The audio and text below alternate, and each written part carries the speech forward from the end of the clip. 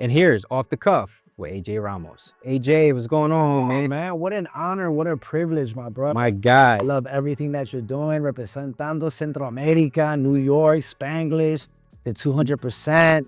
It's an honor and privilege to be here, my brother. Thank you for the invitation. Bro, it's everything you just said and more, you know what I'm saying? Come on. Bro, like I remember seeing your work, being inspired by your work, still following your work. It's an honor and honestly a privilege to have you on the show. And bro, I'm excited. I'm excited grateful. too. I'm honored. For us, we love to lean into these conversations to set the intent, right? Of course, I think ultimately we're here for a reason. And I want to just dive into this conversation to let me know kind of like, you speak a lot about mindfulness, you speak a lot about being intentional, authenticity, right? We'd love to know a little bit more about what your intent is for this moment right now. I think my intent in this moment in my life is connecting kingdom and culture and paving a way for the future generations.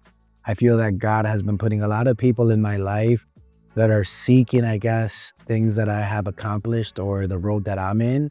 But as I'm mentoring on to the younger generation, I feel like I got this call in that I just need to pave the way. I need to educate, empower, and entertain what is our 200%, right? 100% Latino, 100% Americano. But just knowing that we are more than a human doer, right? We're a human being. We are a soul. We're a spirit, that we shouldn't be identified by what we do, but who we are and made in the image of God, right? So I feel that, I've been in the music industry for 20 years, right? What do you do when you accomplish 99.9% of the things and you still feel an empty something inside, right? What do you do when you continue to chase, but you still don't find that true joy, which comes from the delight of the Lord, right? So I feel like I'm just watering my garden this season, and beautiful things are happening professionally, but also personally. I think my true calling is to help men win, to bring people closer to God. I feel God has me in Babylon, being a light and salt into this world, and just being vulnerable, man, and sharing with people all the trials and tribulations. My pain is my platform, my test is my testimony, and it's just wild how God has used my cultural capital now to be a fisher of men and bring people closer to the church. And it's truly what excites me. I can cut $1 million deals. I can be in front on stage performing for Raul Alejandro on his album release party. I can be in a commercial with Messi. I just got a monster deal. Let's get it. All Talk that about in it. between. But the true joy is just speaking of God to someone who doesn't really know him, and showing them, or through God being a vessel, saying, hey, yo, this is the way, man. Seek first God in the kingdom and watch all prevail, right? So I think that's what truly makes me happy right now, man. I just want to be a lighthouse. I want to be a salt and light to this world. I want to empower. I want people to use me as a trampoline to continue to push their career. And that's why I wanted to be here, because I also love everything that you're doing and what you represent. And it's an honor, and just know that I'm here to serve you as well. And that's what it's all about. I feel like us Latinos, we just need to be a little bit more together and connect, not mattering what country you're from, but as where our raíces come, right? We're all products of immigrants here. So I love that, man. in a nutshell. Let's get it, bro, man. Amen to that. And I think that's why we started this. I think ultimately this was inspired by my grandmother, right? Her legacy lives on. But it's ultimately to understand a lot of the sacrifices, like you said, like my faith comes from watching my grandmother, Of course. pray, get on her knees, see how much of a spirit of God really navigated her community, culture, being able to connect other human beings through the word of God, right? So it was a beautiful, beautiful testimony.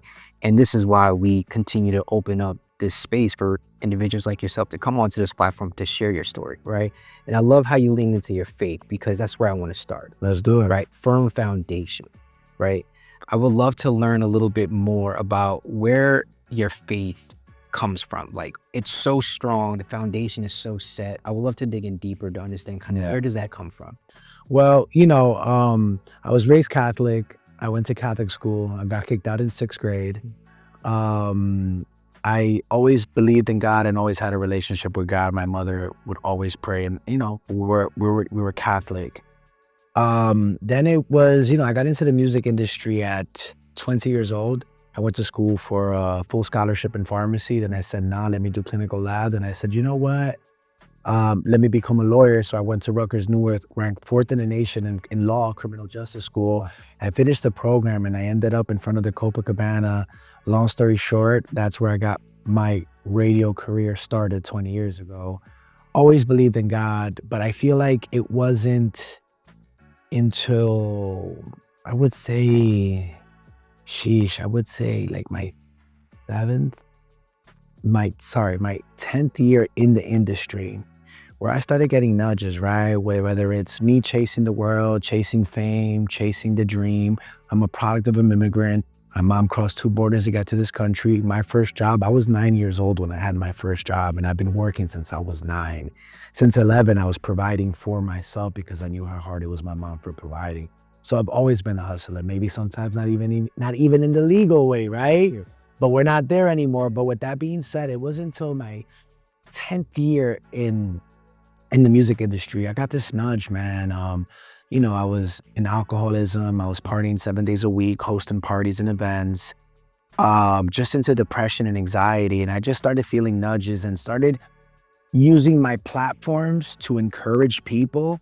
But I was literally encouraging myself. I was speaking to myself, right? I was working at La Mega, #1 radio station in the country, #1 Spanish speaking in the country, #1 in the market in New York. Yeah. If you're in La Mega, you made it, right? Yeah. So I'm in my year 7 through 10. I'm working as a marketing and promotion director for La Mega while being on the radio on La Mega, while finishing my master's in communication, while being the morning show host at Sirius XM Caliente nationwide, while working with Don Omar at Brandlink Radio, while driving the CBS radio in DC, while doing TV for Telemundo Acceso Total.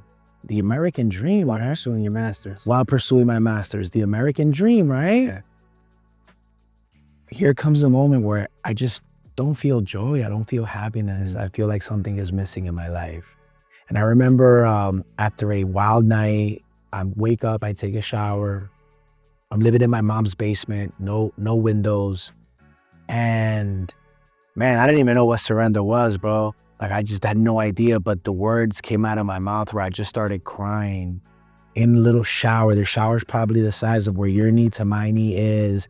And I just said, God, I'm done, man. I'm yours.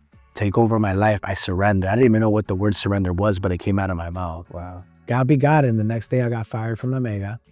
Oh man. 2 days after that, I was making triple the amount of money as an entrepreneur. And 6 months after that, I was the first US Latin hire at Spotify. Wow.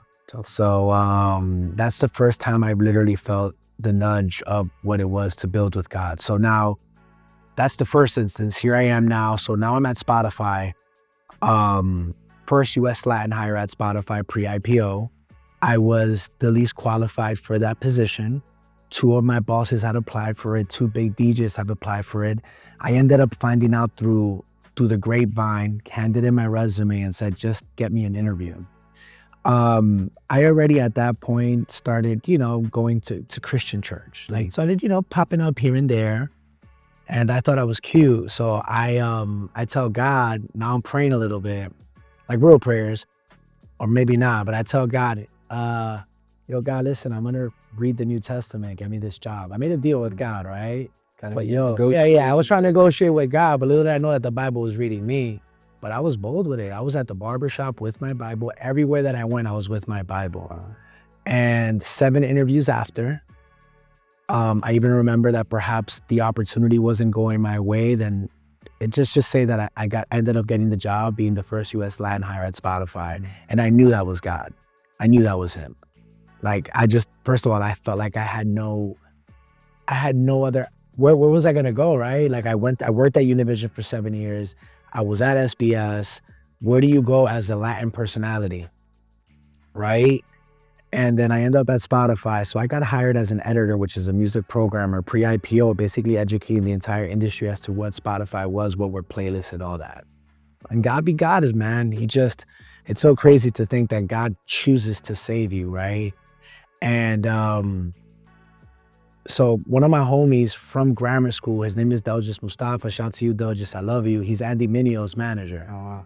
So he pulls up to me one day and he's like, yo, come outside. I was at Spotify already. We were having a cup of coffee and he's like, you just told something about God and iron sharpens iron, and that I had an opportunity to help Christian artists, although I didn't know the music. So he's actually the one that introduced me to Christian music. And then I ended up creating the Christian playlist at Spotify and inviting Christian artists to the platform. Beautiful. So that's how I started consuming the music, right? And just getting closer to God. And then Journeyed 4 years after, I get another nudge. Here I have money, power, respect, everything that at one point we all seek, right? Money, power, respect, fame. I'm working for the Green Machine Spotify. We just went public. I just bought my condominium. I was with a girlfriend at a time, and I just got on my knees and started crying. And I said, God, all right. So I started at the basement in the bottom. Now I'm up on the 5th floor looking at the city, but I'm still on my knees and saying, this ain't it. Got the nudge that it was time to go. So that's when I started, locking in more to my faith. And then I think I took a break from there. Then I've been at Google and YouTube for about 4 or 5 years. And I would say, man, I was living in Miami for 3 years, started getting nudges that it was time to come back home, time to break generational curses, time to start generational choices. I felt God say, I need you planted around God-fearing men. I need you to fix your relationship with your father, your earthly father. I need you to be the big brother that you need to be for your siblings, and you need to be the son and the God-fearing man that I need you to be, not for you, but for the people around you. And man, it's just, I've been seeking him, and I end up at the Tim Ross podcast in the basement, which went viral. And just God's been guiding, man, and putting amazing God-fearing men, people around me. And it's just this calling now, man. I don't know what it is. It's just Holy Spirit vibes, man. Like I said, I can cut deals. I can be on stage. I can executive produce. I could be on commercials, but nothing makes me more excited than to just worship God and speak to people about God in my version, the way I translate it, Praying with Carlos Vivas, praying with Balvin. I'm on the ERGs at Google, sharing weekly encouragement. I'm a voice note king, sending people voice notes, and it just really makes me happy, yo. Bro, that's such an amazing thing. I mean, you have the word of the day every day too. Every day, man. And I'm broken, man. I'm imperfectly perfect. I fall every time, but I get right back up. And I feel sometimes people have a weird understanding of what a relationship with God is, right? I think sometimes shame, condemnation comes, and it had me for a while. Christian now, baptized, serve at my church, planted at my church, but the grace of God is real, bro. I mean, I know you know it and you feel it, and it's just beautiful to see.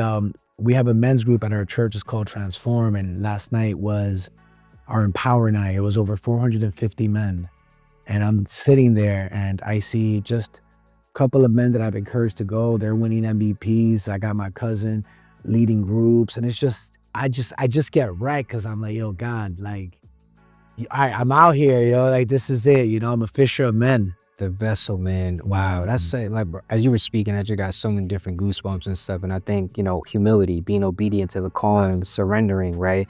I remember I had encounters where you feel like you lost everything, but in that moment you realize you gained everything. Naked you come, naked you go, man. And when you open your hands, you allow God to remove what no longer serves you, and he gives you what you truly deserve. Like in the book of Joel, right? All the time that you feel that you have wasted, God will give it to you, right? I just came back from the Latin Grammys, and I hosted and presented the first ever Kingdom and Culture Latin Grammys event with over 250 people.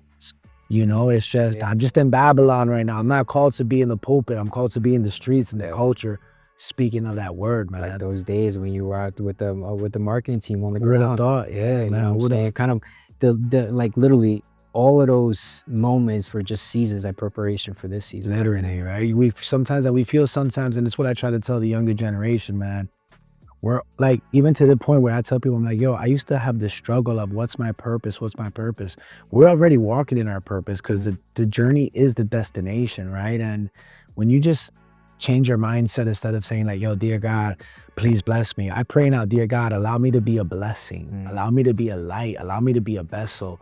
Use me for your good. Yeah. And what you give to the world, you always get back ×3. That's a beautiful, man. Look at how it all manifests and continues to manifest in your life, man. You touched on a few things here, such an empowering word, and I want to go back to one particular person that you mentioned right along the way is Maria Gonzalez. Mom Dukes. Someone who any platform you get to, you always honor her. Yeah, man. Because she instilled love. You ain't crying already, bro. She instilled love, passion, dedication, the hunger for more. You said being able to move mountains just to get to this space right. She crossed 2 borders, raised me as a single mom, Gave it her all, sacrificed blood, sweat, and tears so I can be able to survive and live. And that's my main inspiration. That's the reason why I hustle hard. Earlier today, I was like, yo, mom, you need a Zelle or you want some cash? She was like, I'll take cash. I was like, boom. Ella no le falta nada. I work for her. I work for my family. And that's like my main motivation, right? That's where I got my hustle from. But that's also who taught me how to treat everyone with respect. And no matter what you do it with love. And my mom is a type of woman, like she is so blessed that when she has nothing to do, she's giving people rides to the doctors, to court, just helping people live in this world, right? Or like through her experiences, man. And I'm a mama's boy from the heart, yo, and I love her, and that's my I inspiration. love that, man. It's funny because I was gonna ask you what she instilled in you, but I think God works in mysterious ways, right? So now the question for you is like, what would you share with her right now in this moment? But what I share with her, I think, in this season is in this season for my mom, I want her to truly enjoy her life, her best, her best part of her life, meaning, yo, you want to go on a trip? Where you want to go? I got you. Also spending time with her, and just I feel like we're having the best conversations now. Through God, right? Like through God, our family has gotten closer. My sister is going to church now. She's serving at church. I did first doctor of the family. You know what I'm saying? And it's just a beautiful thing. Our family is small, it's tight, but just Mom Dukes is la jefa. She's the boss, la chelona, like we call her. For sure. That's a beautiful thing, man. And I think for a lot of, people who are tuning in right now, I think ultimately times you stumble upon something very important. And I think I want to address, right? Because I think ultimately when you do grow up in certain households where there's only one end of the spectrum, we start to later on in life patch that out. Or maybe there's moments that Yeah, you yeah. don't even get to that point, right? What are some of the little like advice or encouragement of those who may not necessarily have a relationship with their father right now? Man, What would you say with them right now? that's a great question. I never really have shared this before, but a lot of my resentment and bitterness and I guess not joy in the world came from the resentment of my father. But my dad was a dad for the first time as well. My dad witnessed his dad get murdered and had to take him off the rope when he got assassinated in Salvador at 5 years old. He grew up at 6. What do I know about that? Am I not a sinner? Am I perfect? No. So I just, as a Christian and as a believer, I just had to love him, man. I just had to love him. I literally got off the phone with him today. We had an Wow. hour conversation. I'm like, yo, I'm gonna see you on Thursday. Was he the best dad? No. But it was his first time being a dad, and I could only imagine the trauma that he went through, right? Um, I would say, if your father's alive, forgive him for so you can be free, right? And Jesus forgave. We're all sinners, and I feel like that's where the true healing came. Having conversations with him and just telling him, "Look, man, I know you weren't the best dad for me, but I love you, and I want to make sure that we're able to spend the rest of our lives that we have together." Just getting to bond and to know each other. Literally today we had an hour conversation just talking about just life and where I'm at and where he's at. I'm encouraging him, he's encouraging me. And through that, I released so much bitterness, and I felt like I started breaking generational curses, because for a lot of us here that are dealing with what I call, daddy issues or abandonment or the orphan child, I'm not saying that you can't your feelings are valid, but are we going to stay in victim mentality for the rest of our lives? Or are we going to walk in victory and let our test be our testimony? They had to come to a point where I had to say, yo, listen, man, I got to see God, connect with God, and I got to really start fixing these wounds. How long am I going to use these issues as a scapegoat to act the way that I'm acting or to feel that bitterness? So I gave it to God. I have an amazing relationship with my dad. I have I'm one of 8 siblings on both sides. Have an amazing relationship with my brothers from my dad's side. And I love him. I love him for who he is. He learned how to be a father. I was his first son. He watched his dad die, murdered. Like, I can only imagine what he went through. And, through the blood of Christ and my relationship with God, is just like, yo, forgive, free, be free, and give love and light.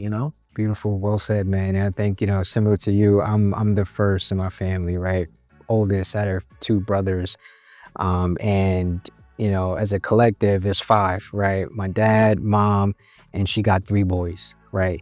And I think ultimately when it comes to just being the oldest, sometimes you do, like you said, providing at 11 years old, right, for yourself to be able to help mama do some, whichever way. But I think ultimately we always want to pour into our siblings, maybe away from the mistakes that we made. Okay. Of course. I would love to kind of understand a little bit more from your journey, from your walk of life. Like you kind of gave us the 20 years Yeah, back in the way, but I would love to understand a little bit more when it comes to family, when it comes to like house. So what do you expect or what do you hope they learn from you? well, here's the thing, right? And it's something that I like to share with a lot of people. I feel like I'm literally catching up to my family now, bro. I'm a product of an immigrant. My mom crossed two borders to get here. I started working when I was 9. My mom was a hustler. She had to do what she had to do to work, and I got that characteristic from her. My mom used to travel a lot. She used to do like UPS service for El Salvador. They used to call it encomiendas. Oh, wow. So that's what she did. And there was times, bro, that she wasn't there for Christmas. She wasn't there for certain special dates for me. She wasn't there for like, I was an amazing baseball player. She was barely a musician, catcher. Okay. Catcher, I failed. She wasn't there for those moments, man. And I'm not being a victim here. I understood. I had a house over my head. I went to private school till 6th grade till I got kicked out, but we won't talk about that here. But there was no hard feelings. But what that instilled on me was go mode, hustle mode. So it isn't until these last 2 years and a half, 3, that I've been building relationships with my sibling. Because I've always been on the hustle grind. I miss Sweet 15s. I miss birthday parties. I miss building a relationship with my siblings because I had to provide. So this is why I tell people, man, and I was having a conversation with one of my homies, Ezekiel, and he's like, it's crazy how like the world works, right?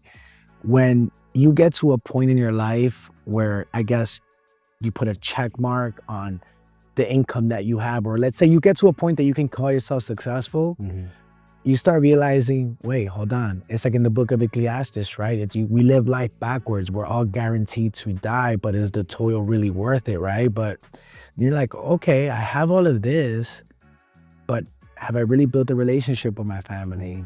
Have I really been home and spending time? So it wasn't to me getting really closer to God and understanding that life is more than the human doer, but the human being, that I've been being super intentional with spending more time with my family while being a big brother, but also learning how to listen. I feel that sometimes we, as a bigger brother, we want to encourage. For sure. Or right away, we want to mentor. Yeah. Like, you're not even listening. We're like, I got to say something. Yeah. And sometimes they just want to be heard. So what I do now, I'm like, yo, do you want me to comment or do you just want me to listen?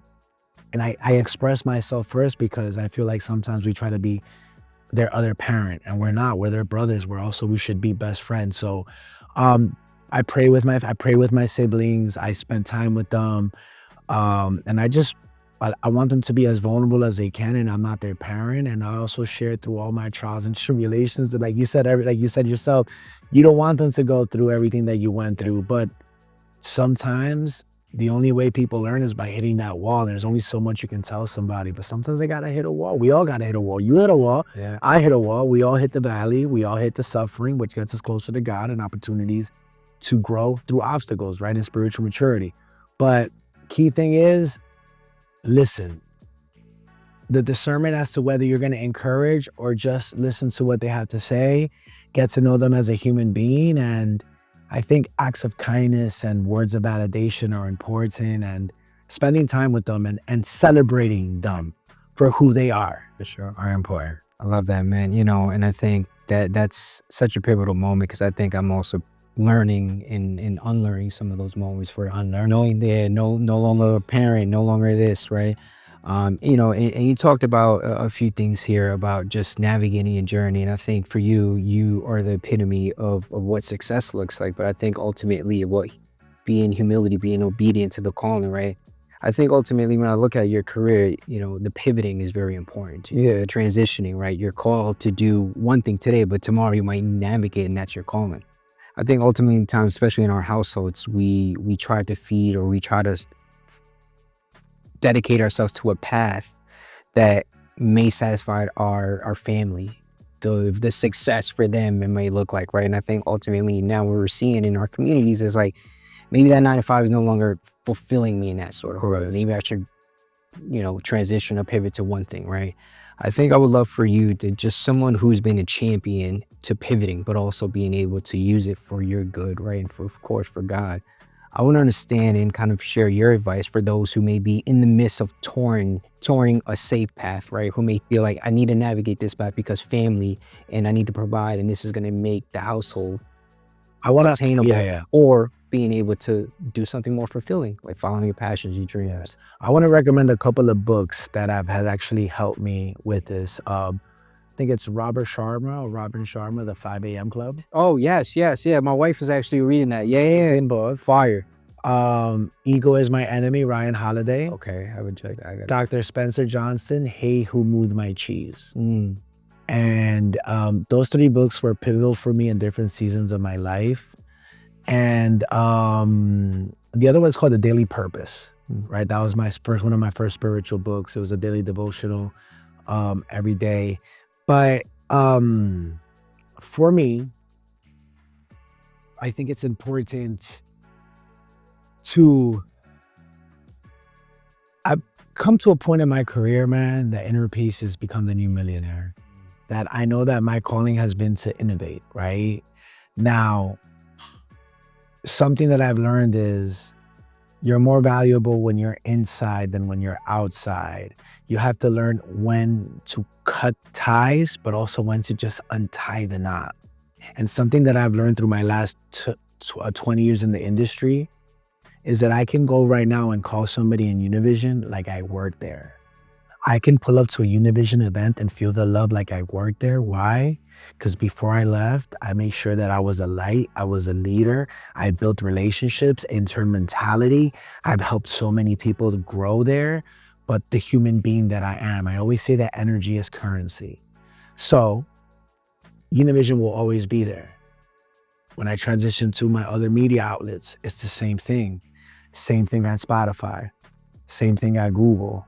What I'm trying to say there is your network is your net worth, and building relationships are important, but your energy is currency, and having a serving mentality, right? This allows you not to cut ties, untie knots, because you don't want to cut ties. You don't want to burn bridges. You just never know how life moves around, right?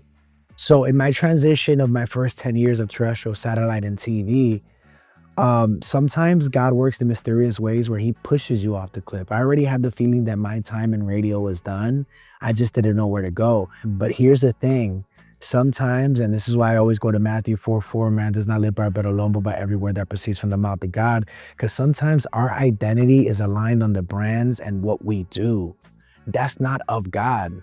We're made in his image. We're unique. We're aligned to him, right? Like my identity statement is, my name is AJ Ramos. I'm a kind, courageous, passionate, and disciplined son of the living God.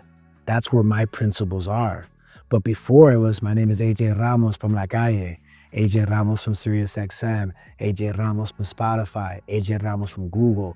And sometimes corporate can put you in a psychological, I guess, struggle where you feel that there's no life outside of that. But sometimes you got to get off that boat to walk on water. Yeah. However, we don't focus our eyes on Jesus to walk on water, and we hold on to something small that we know God is telling us to release to get something bigger.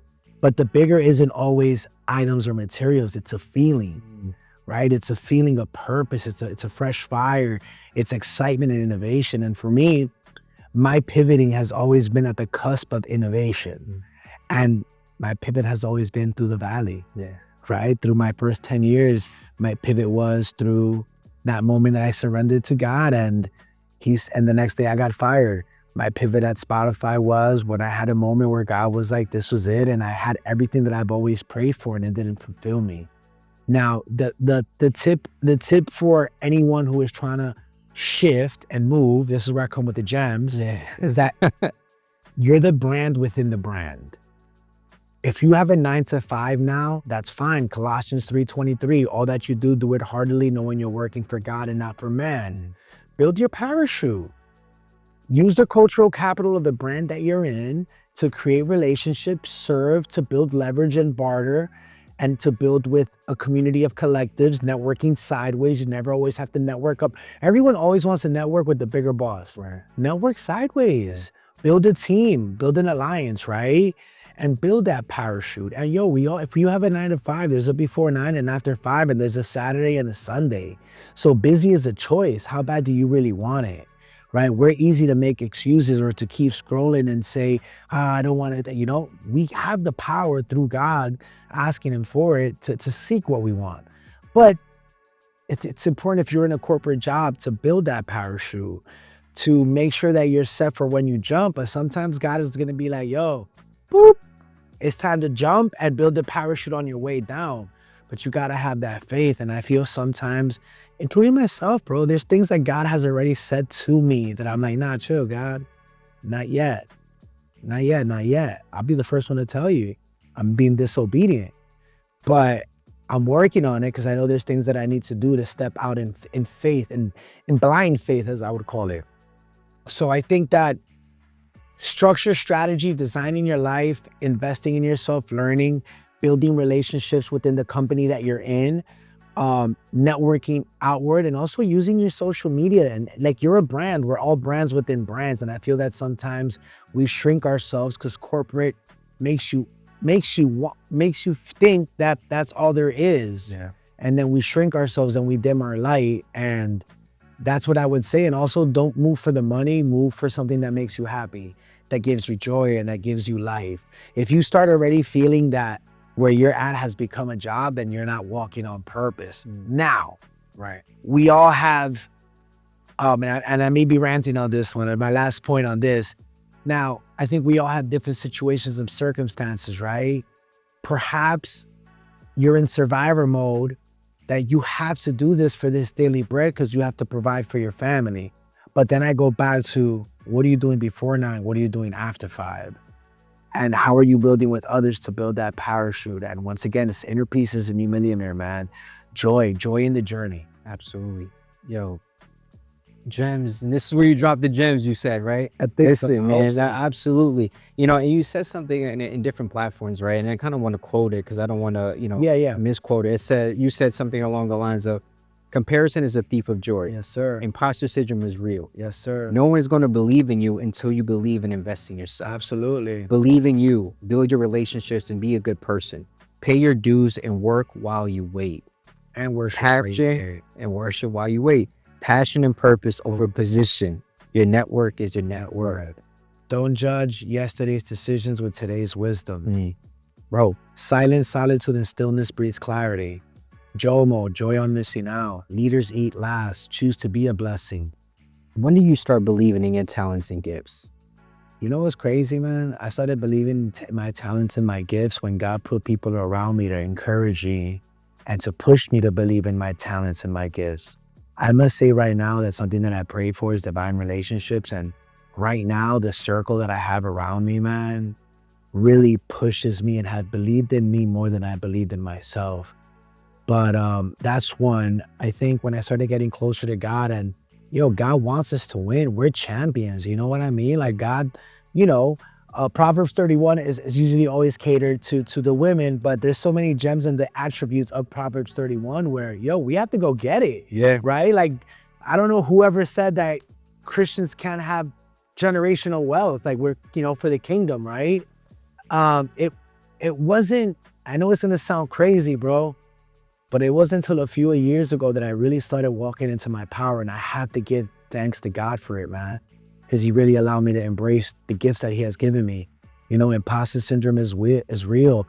They're the people pleaser in me. I would always dim my light, and it's something that I want to share with everyone who perhaps your personality and your light causes uncomfortable moments for people. Do not dim your light. Protect your fire. Walk in confidence. And if someone feels insecure of your light, they got to put shades on or look the other way, because you worked way too hard to be where you're at. And it was always my situation. I always ruffle feathers. My light always caused insecurities. But lo que es pa ti, bro. God got you no matter what. No weapon formed against you shall prosper.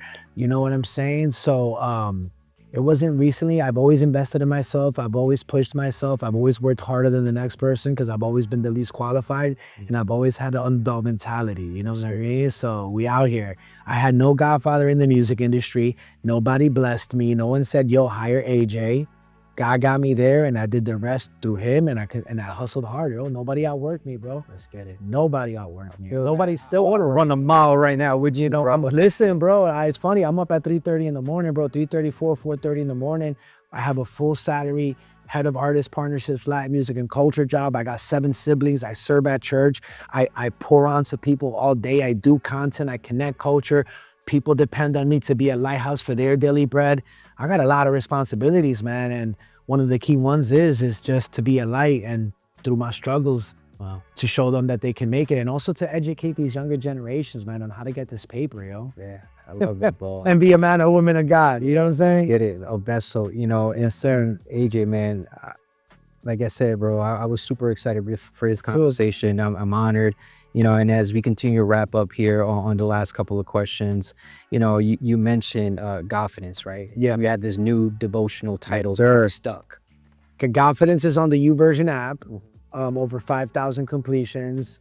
And the wild part about it, man, is that someone also stretched me in that. Because here's the thing, man. The enemy loves to put question marks and comma where God puts a period.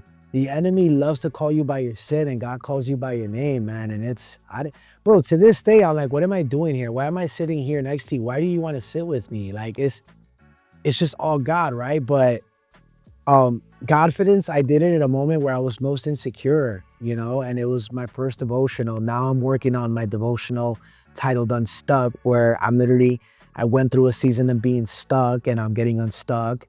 And it's going to be exciting. I'm going to be launching a podcast soon too, and I'm working on a musical project as well. Can't share too much now, but it's going to be very big, connecting Black and brown culture. That's amazing, man. Bro, that's a blessing and stuff, and I want to chime in there really quick and really briefly around Unstuck, right? Because you say you don't want to go too into it, but for those people, right, I felt like I've been in a moment where I felt stuck. So many people may feel stuck in this season right now, right? But ultimately, when we get past this season, be like, oh, that was only prep for the next season. Yes, sir. But I want you to kind of lay the platform just to let them know words of encouragement and say, you know what, are you really stuck, or is this prep? Like, what encouraging words would you give folks who are maybe in this season right now where they feel that they're trapped or stuck in that moment? Yeah, man. I think that, the devil knows us and the enemy knows us more than what we think. And sometimes we just truly get in our own way, bro. We get in our own way and we don't find joy in the journey, and we're so focused on the destination, and we're thinking that getting married or finding our wife is going to make us happy. Getting this job, this X amount of dollars is going to make us happy. We're worried about what people think. We're worried about likes and comments. We're worried about what logos and brands represent us. We're worried about so many things, and we end up worshiping and worrying a problem that doesn't happen, right? What is guaranteed? We're going to suffer. And it's something that I realized as a Christian that I'm actually finally embracing, and it aligns with my professional career. I remember I used to tell my boss, oh man, this, that. She's like, yo, bro, you're in the business of crisis management. Wow. You know what I'm saying? Your job is to put out fires. What are you drowning over for, right? So hence why, part of getting unstuck is, a lot of the reasons is we're trying to find our purpose. But what if our purpose is finding ourselves through God and loving ourselves through God and becoming a better version of ourselves? What if our purpose is to focus on our mental health, get some wisdom, do things that make you happy, joyful, work on your physical quadrant, learn things, right? We're in a season where we get everything right away, instant access. Everybody wants a return of investment right away. What about if we plant some seeds and we let those seeds flourish and move around, and we reap the fruits of our labors, but not today, maybe in 5 or 6 years? And I feel that that's what tends to happen now. We want everything right away. We're comparing ourselves. We're thinking about numbers, where our identities are aligned through what we do instead of who we are, right? We're all looking, not all, but sometimes we're seeking praise, we're seeking validation. Hey, look at me, that was me. Sometimes we're seeking fame. And sometimes, man, it's the dopamine hits, man. Sometimes we're going through this dopamine addiction of wanting to feel more. And I go through it as well. And I feel like in this devotional that I'm going to do on Unstuck, I'm going to tap into redemption. I feel that sometimes we look for redemption through people instead of through God. I feel that sometimes we get stuck in our past sins and the hurt that has been caused to us, and also the hurt that we've caused. I feel that sometimes we truly don't believe that we're made in his image and that he put gifts inside of us and that we're champions and that we're called to walk in confidence into victory and to walk into rooms knowing that God got us, meaning that we don't really believe in ourselves. I feel that sometimes we're like in that parable where that person that puts that one talent under the dirt and we're not, generational wealth, investing. Also, how to know, back to Colossians 3:23. I think sometimes we forget that we need to be in intern mentality 24/7. All the decisions that are going to be based in your career are when you are not in the room. Yeah. And in my life, through my relationships and the amount of different ways that I've served, like God just opens doors that no man can close, right? And unstuck is learning how to love yourself through God. Unstuck is forgiving yourself and asking God through redemption. Unstuck is investing in yourself, nurturing your gifts. Unstuck is getting closer to God. Unstuck is walking on purpose. Unstuck is learning how to say no. Yeah. Unstuck is prioritizing your peace. Unstuck is aligning your identity through God and what that mission statement is and what are your values in this world. And unstuck is also learning how to serve, yo. I think in my biggest unstuck season, one of my spiritual mentors, his name is Jerry, who has stage 4 cancer right now and is writing a book called Joy in Cancer. And he's worshiping harder than ever, and he's one of our leaders in our Transform group. But I remember when my darkest season, he's like, yo, come serve. I was like, you want me to serve? I'm hurt right now, being a victim, right? Yeah. Bro, whoever's out there, if you feel unstuck, life isn't about us. Go serve, go volunteer, go do something for someone else and watch your heart get softened. So in a nutshell, that's unstuck. Fire, bro. I can't wait for it to drop. Man. I think ultimately my last question here, right? When everything's said and done, right? And you touch upon this about your mission, your vision, you being a vessel, right? What is the legacy that you hope to leave behind? I don't want to leave a legacy, man. I want to live it. Mm. Too many of us are worried about what we're leaving. I want to make sure that obviously that my children's are set, because I'm that generation that's going to do so. But when I leave this world and go with God in eternity, I want people to be like, man, AJ was a light. AJ was a trampoline. AJ empowered. His energy was real. He really gave people an opportunity. He really believed in me when nobody didn't. And I think that's my legacy, man, to be part of the process, but also the progress. And like I've been in the music industry for 99.9% of the artists, to be the first person to support and encourage someone's dream, to give someone that fresh fire and fresh wind that they can continue to pursue, and also to be that blessing to people and to give opportunities where people can live off whatever they're doing and learn through my mistakes. And just to help, man, help and get people closer to God. That's it. Amen to that, man. AJ Ramos, man, I just wanted to take this time to give you your flowers, bro, for everything that you continue to do, for you being a light, for you being a vessel, but for you to accept God's calling, knowing that sometimes that next step forward may not always be pathed out for you, but knowing that you serve a God, we all serve a God that will continue to align the steps and allow those steps to be multiplied and stuff. So I just wanted to give you your flowers for everything you do. And listen, man, there's definitely something special about this podcast and something special about you, hence why I'm here. Just want you to know that my resources and my relationships are yours. Keep connecting kingdom and culture. Keep being your true, authentic self, and reminding you that you're also going to pave the way for younger generations.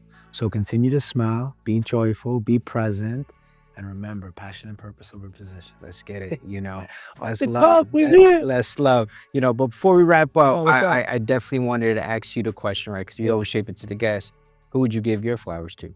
Who would I give who would I? Your dedication, your appreciation, metaphorically, who would you give your thank you, your flowers? I want to thank, obviously, God. I want to thank my mother for raising me the way that she did. I want to thank my sister, Natalie, for being the little big sister and whipping the sheep when she needs to and telling me how it is. I want to thank my team right now. The collective that we have, Ezekiel Rivera, Marvin Fleitas, Candace Stevenson, John Castillo. I want to thank my church Alive. I want to thank our Pastor Anthony. I want to thank Pastor Fernando, Jerry, Sean, and just all the men, Magno, all the men who have literally Daniel Calvetti, all the men, Tim Ross, all the men who have really said that God nudged them to keep me close to them. And it's just been a blessing. I want to thank my community. I want to thank everyone who follows me and supports me. You guys keep me motivated. And for those that I haven't met, I want to thank you, because I know along the road we're going to connect and meet. And I pray that I can just be a vessel and a light to you as well. And I want to thank everyone that said no. You know, thank you for the inspiration to keep pushing and going. Your rejection is God's protection, man. Okay, para ti. I want to thank you and your podcast for bringing me here, my brother. Man, it's love, man. It's always an honor. Open door policy for you, man. Thank you so much again for your time and many blessings along the way, bro. Let's get it. Let's get it. Off the cuff, we here, baby. Tell a friend, like, comment, all that in between. Let's get it. And there you have it. That was Off the Cuff with AJ Ramos.